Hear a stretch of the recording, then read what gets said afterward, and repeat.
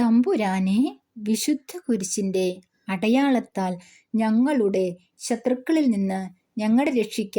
ഞങ്ങളുടെ തമ്പുരാനെ, പിതാവിന്റെയും പുത്രന്റെയും പരിശുദ്ധാത്മാവിന്റെയും നാമത്തിൽ ആമേൻ.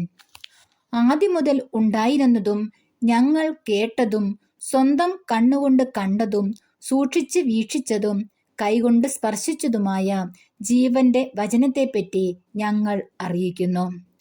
വിശുദ്ധ യോഹന്നാൻ എഴുതിയ 1-ാം ലേഖനത്തിന്റെ 1-ാം അധ്യായം 1-ാം തിരുവചനമാണ് നാം വായിച്ചു കേട്ടത്. നെഹമ്യായുടെ പുസ്തകം 8-ാം അധ്യായം. നിയമം പരസ്യമായി വായിക്കുന്നു. ജനം ഒറ്റക്കെട്ടായി ജലകവാടത്തിനു മുൻപിലുള്ള മൈതാനത്തിൽ സമ്മേളിച്ചു. കർത്താവ് ഇസ്രയേലിന് നൽകിയ മോശയുടെ നിയമഗ്രന്ഥം കൊണ്ടുവരുവാൻ അവർ നിയമജ്ഞനായ എസ്രായോട് ആവശ്യപ്പെട്ടു. 7-ാം മാസം 1-ാം ദിവസം പുരോഹിതനായ എസ്രാ സ്ത്രീകളും പുരുഷന്മാരും തിരിച്ചറിവായ എല്ലാവരും അടങ്ങുന്ന സഭയുടെ മുൻപിൽ നിയമഗ്രന്ഥം കൊണ്ടുവന്നു. അവൻ ജലകവാടത്തിനു മുൻപിലുള്ള മൈതാനത്തു നിന്നുകൊണ്ട് അതിരാവിലെ മുതൽ മധ്യാഹ്നം വരെ അവരുടെ മുൻപിൽ അത് വായിച്ചു. ജനം ശ്രദ്ധാപൂർവം ശ്രവിച്ചു. പ്രത്യേകം നിർമ്മിച്ച തടികൊണ്ടുള്ള പീഠത്തിലാണ് എസ്രാ നിന്നത്.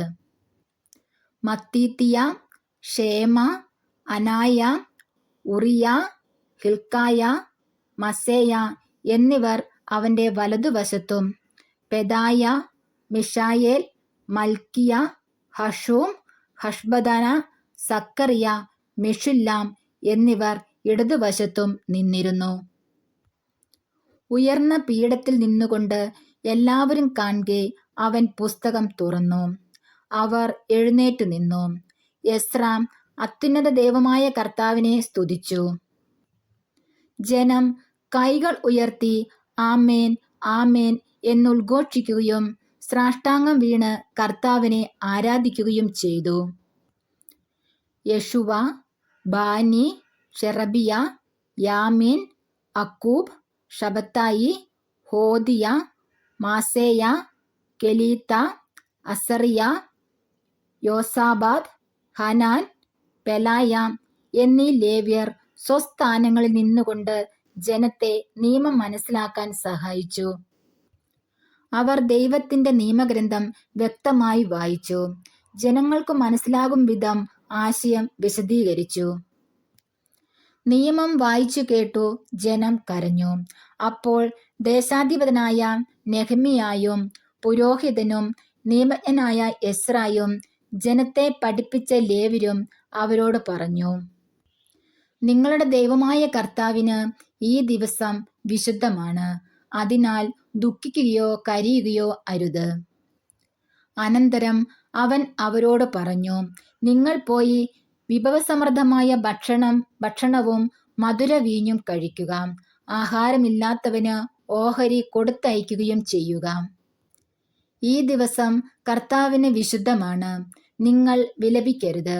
അവിടുത്തെ സന്തോഷമാണ് നിങ്ങളുടെ ബലം. നിശബ്ദരായിരിക്കുവിൻ. ഈ ദിവസം വിശുദ്ധമാണ്. വിലാപം അരുത് എന്നു പറഞ്ഞ് ലേവ്യർ ജനത്തെ ശാന്തരാക്കി.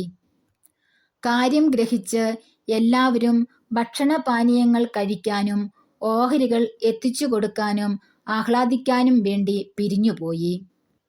പിറ്റേ ദിവസം കുടുംബത്തലവന്മാർ എല്ലാവരും നിയമം പഠിക്കാൻ വേണ്ടി ലേവ്യരോടും പുരോഹിതന്മാരോടുമൊപ്പം നിയമജ്ഞനായ എസ്രായുടെ അടുത്തു ചെന്നു. 7-ാം മാസത്തിലെ ഉത്സവത്തിന് ഇസ്രായേല്യർ കൂടാരങ്ങളിൽ വസിക്കണമെന്നും കുന്നുകളിൽ ചെന്ന് ഒലിവ്, കാട്ടൊലിവ്, കൊളുന്ത്, ഈന്തപ്പന എന്നിവയുടെ ശാഖകൾ കൊണ്ടുവന്ന് എഴുതപ്പെട്ടിരിക്കുന്നതുപോലെ കൂടാരങ്ങൾ നിർമ്മിക്കുക എന്ന് തങ്ങളുടെ പട്ടണങ്ങളിലും ജെറുസലേമിലും പ്രഘോഷിച്ച് അറിയിക്കണമെന്നും കർത്താവ് മോശ വഴി നൽകിയ നിയമത്തിൽ എഴുതിയിരിക്കുന്നത് അവർ കണ്ടു. അവർ ചെന്ന് അവ കൊണ്ടുവരികയും തങ്ങളുടെ മേൽപ്പുരയിലും മുറ്റത്തും ദേവാലയ അങ്കണത്തിലും ജലകവാടത്തിലും എഫ്രായിം കവാടത്തിനും സമീപമുള്ള മൈതാനങ്ങളിലും കൂടാരങ്ങൾ നിർമ്മിക്കുകയും ചെയ്തു. പ്രവാസത്തിൽ നിന്നു മടങ്ങി വന്ന ജനം കൂടാരങ്ങൾ നിർമ്മിക്കുകയും അതിൽ വസിക്കുകയും ചെയ്തു. അവർ വളരെ സന്തോഷിച്ചു. കാരണം നൂനിന്റെ പുത്രൻ ജോഷുവയുടെ കാലം മുതൽ അന്നുവരെ ഇസ്രായേൽ ജനം ഇപ്രകാരം ചെയ്തിരുന്നില്ല. ഉത്സവത്തിന്റെ ആദ്യ ദിവസം മുതൽ അവസാന ദിവസം വരെ എന്നും അവൻ ദൈവത്തിന്റെ നിയമഗ്രന്ഥം വായിച്ചു കേൾപ്പിച്ചു. 7 ദിവസം അവർ തിരുനാൾ ആഘോഷിച്ചു. നിയമമനുസരിച്ച് 8-ാം ദിവസം ഒരു മഹാസമ്മേളനവും ഉണ്ടായിരുന്നു. നെഹമ്യായുടെ പുസ്തകം 9-ാം അധ്യായം. ജനം പാപം ഏറ്റുപറയുന്നു. ആ മാസം 24-ാം ദിവസം ഇസ്രായേൽ ജനം സമ്മേളിച്ചു. അവർ ചാക്കുടുത്ത് തലയിൽ പൂഴി വിതറി ഉപവസിച്ചു. അവർ അന്യജനതകളിൽ നിന്ന് വേർതിരിയുകയും എഴുന്നേറ്റ് നിന്ന് തങ്ങളുടെ പാപങ്ങളും പിതാക്കന്മാരുടെ അകൃത്യങ്ങളും ഏറ്റുപറയുകയും ചെയ്തു. കൂടാതെ ദിവസത്തിന്റെ കാൽഭാഗം തങ്ങളുടെ ദൈവമായ കർത്താവിന്റെ നിയമഗ്രന്ഥം എഴുന്നേറ്റ് നിന്ന് വായിക്കാനും കാൽഭാഗം തങ്ങളുടെ പാപങ്ങൾ ഏറ്റുപറഞ്ഞ് അവിടുത്തെ ആരാധിക്കാനും ചെലവഴിച്ചു. യശുവ, ബാനി, കദ്മിയേൽ, ഷെബാനിയ, ബുന്നി, ഷെറബിയ, ബാനി, കെനാനി എന്നിവർ ലേവ്യരുടെ പീഠങ്ങളിൽ നിന്നുകൊണ്ട് ദൈവമായ കർത്താവിനെ ഉച്ചത്തിൽ വിളിച്ചപേക്ഷിച്ചു. അനന്തരം ലേവ്യരായ യശുവ, കദ്മിയേൽ, ബാനി, ഹഷബ്നായ, ഷെറബിയ, ഹോദിയ, ഷെബാനിയ, പത്താഹിയ എന്നിവർ ജനത്തെ ആഹ്വാനം ചെയ്തു. എഴുന്നേറ്റ് നിന്ന് നിങ്ങളുടെ ദൈവമായ കർത്താവിനെ എന്നേക്കും സ്തുതിക്കുവിൻ. എല്ലാ സ്വസ്ത്രങ്ങൾക്കും അധീനനായ അവിടുത്തെ മഹനീയ നാമം സ്തുതിക്കപ്പെടട്ടെ. എസ്ര തുടർന്നു. അവിടുന്ന് മാത്രമാണ് കർത്താവ്.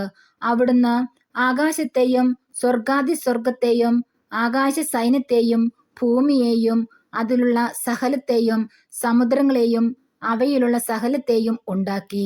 അവിടുന്ന് അവയെ സംരക്ഷിക്കുന്നു. ആകാശഗോളങ്ങൾ അവിടുത്തെ ആരാധിക്കുന്നു.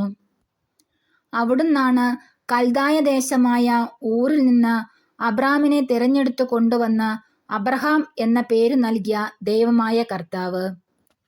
അവൻ വിശ്വസ്തനാണെന്ന് അവിടുന്ന് മനസ്സിലാക്കി. കാനാന്യർ, ഹിത്യർ, അമോര്യർ, പെരീസ്യർ, ജബൂസ്യർ, ഗിർഗാഷ്യർ എന്നിവരുടെ നാട് അവന്റെ പിൻഗാമികൾക്ക് നൽകുമെന്ന് അവിടുന്ന് അവനോട് വാഗ്ദാനം ചെയ്തു. നീതിമാനായ അവിടുന്ന് അത് നിറവേറ്റി. അവിടുന്ന് ഈജിപ്തിൽ ഞങ്ങളുടെ പിതാക്കന്മാരുടെ പീഡകൾ കാണുകയും ചെങ്കടലിങ്കൽ വച്ച് ഉള്ള വിലാപം ശ്രവിക്കുകയും ചെയ്തു. ഫറവോയും സേവകന്മാരും ജനവും ഞങ്ങളുടെ പിതാക്കന്മാരോട് ധിക്കാരം പ്രവർത്തിച്ചത് അവിടുന്ന് അറിഞ്ഞു. അവർക്ക് എതിരായി അവിടുന്ന് അടയാളങ്ങളും അത്ഭുതങ്ങളും പ്രവർത്തിച്ച് ഇന്നെന്ന പോലെ അവിടുത്തെ നാമം വിസ്തൃതമാക്കി. അവരുടെ മുൻപിൽ അവിടുന്ന് കടലിനെ വിഭജിച്ചു.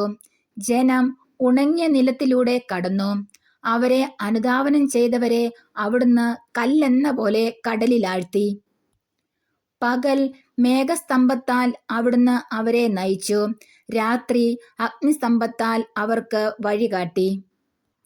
സ്വർഗസ്ഥനായ അവിടുന്ന് സീനായി മലയിൽ ഇറങ്ങി വന്ന് അവരോട് സംസാരിക്കുകയും ഉചിതമായ നിർദ്ദേശങ്ങളും നിയമങ്ങളും കൽപ്പനകളും പ്രമാണങ്ങളും അവർക്ക് നൽകുകയും ചെയ്തു.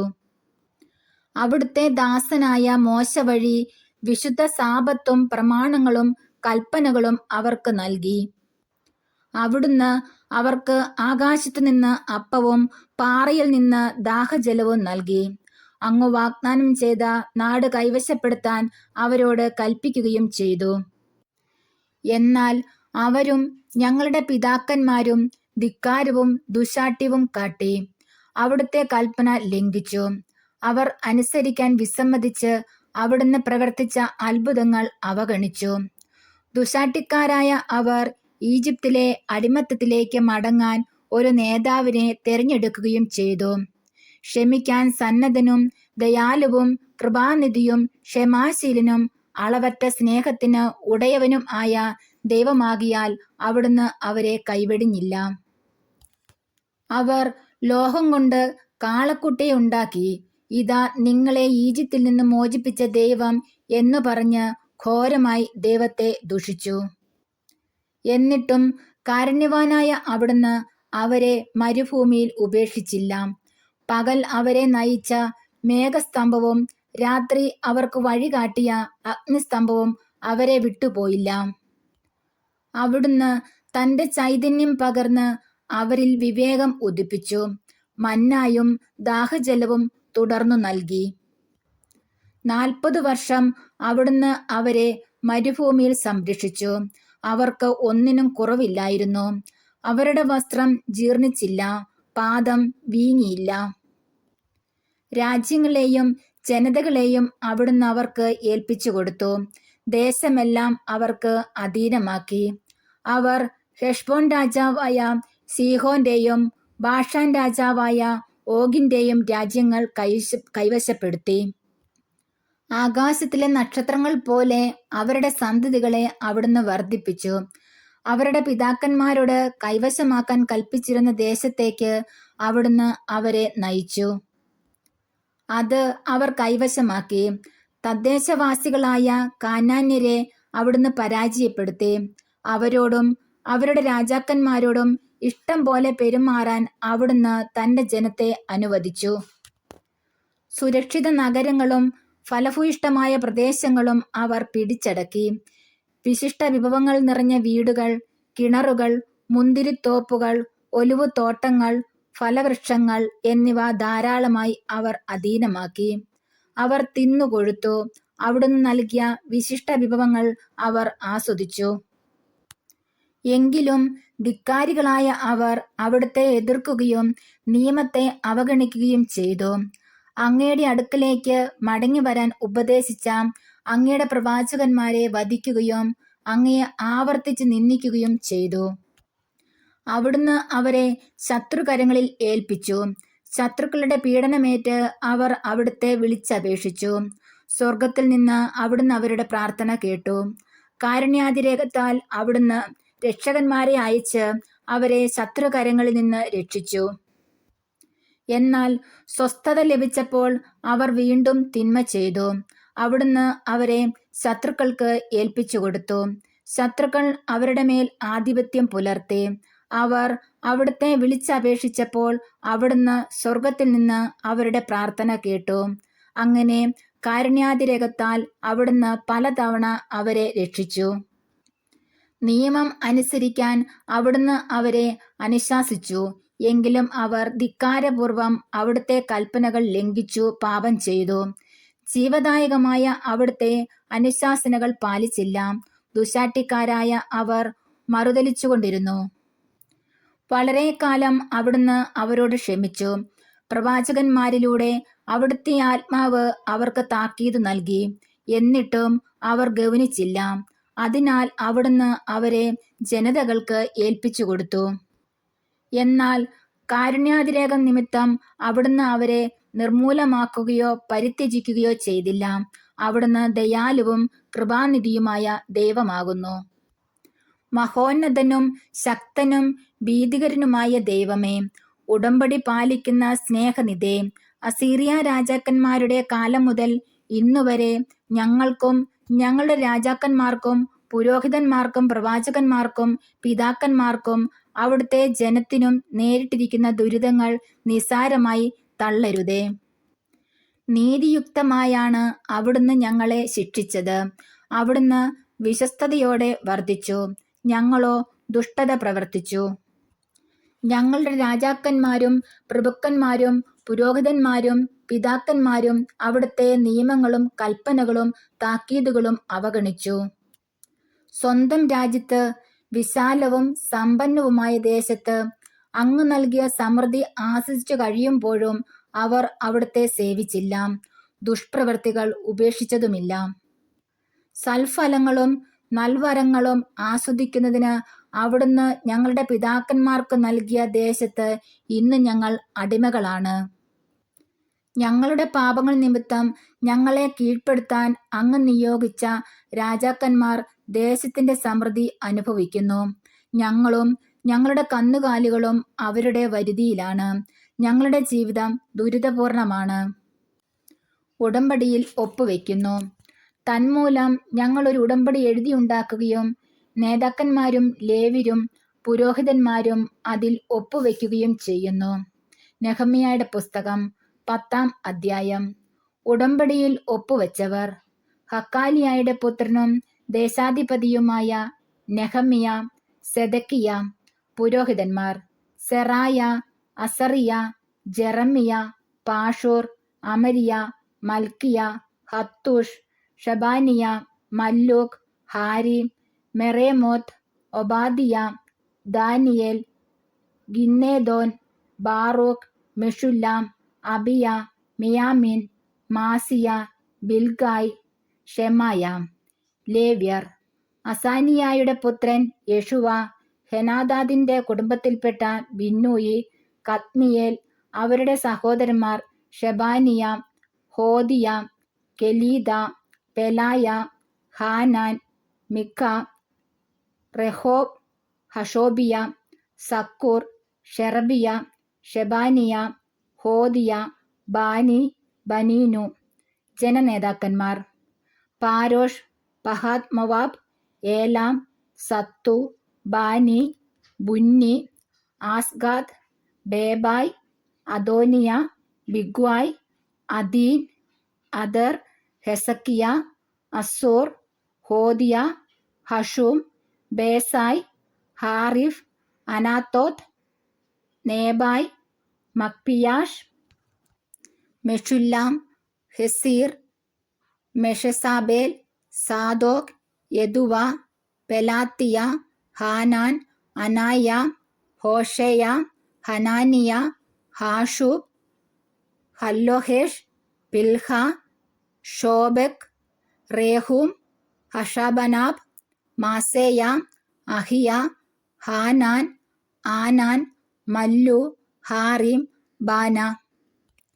ശേഷമുള്ള പുരോഹിതന്മാർ, ലേവ്യർ, വാതിൽ കാവൽക്കാർ, ഗായകർ, ദേവാലയ സേവകർ എന്നിവരും ദൈവത്തിന്റെ നിയമത്തെ പ്രതി തദ്ദേശീയരിൽ നിന്ന് ബന്ധം വിടർത്തിയവരും അവരുടെ ഭാര്യമാരും മക്കളും തിരിച്ചറിവായ എല്ലാവരും തങ്ങളുടെ ചാർച്ചക്കാരോടും ശ്രേഷ്ഠന്മാരോടും കൂടെ തന്റെ ദാസനായ മോശ വഴി ദൈവം നൽകിയ നിയമങ്ങൾ അനുസരിച്ച് ജീവിക്കുമെന്നും ദൈവമായ കർത്താവിന്റെ എല്ലാ പ്രമാണങ്ങളും ചട്ടങ്ങളും കൽപ്പനകളും പാലിക്കുമെന്നും മറിച്ചായാൽ ശാപമേറ്റുകൊള്ളാമെന്നും ശപഥം ചെയ്തു. ഞങ്ങളുടെ പുത്രന്മാർ തദ്ദേശവാസികളുടെ പുത്രിമാരെയോ അവരുടെ പുത്രന്മാർ ഞങ്ങളുടെ പുത്രിമാരെയോ വിവാഹം ചെയ്യാൻ ഞങ്ങൾ സമ്മതിക്കുകയില്ല. സാബത്തിലോ വിശുദ്ധ ദിനത്തിലോ അവർ ധാന്യമോ മറ്റു വസ്തുക്കളോ വിൽക്കാൻ കൊണ്ടുവന്നാൽ ഞങ്ങൾ വാങ്ങുകയില്ല. 7-ാം വർഷത്തെ വിളവും കടം ഈടാക്കലും ഞങ്ങൾ ഉപേക്ഷിക്കും. കാഴ്ചയപ്പം, നിരന്തര ധാന്യബലി, നിരന്തര ദഹനബലി, സാബത്തുകൾ, അമാവാസികൾ, നിശ്ചിത തിരുനാളുകൾ, വിശുദ്ധ വസ്തുക്കൾ, ഇസ്രയേലിനു വേണ്ടിയുള്ള പാപപരിഹാര ബലികൾ എന്നിവയ്ക്കും ദേവാലയ ശുശ്രൂഷകൾക്കും വേണ്ടി പ്രതിവർഷം 1/3 ഷെക്കൽ നൽകാമെന്ന് ഞങ്ങൾ പ്രതിജ്ഞ ചെയ്യുന്നു.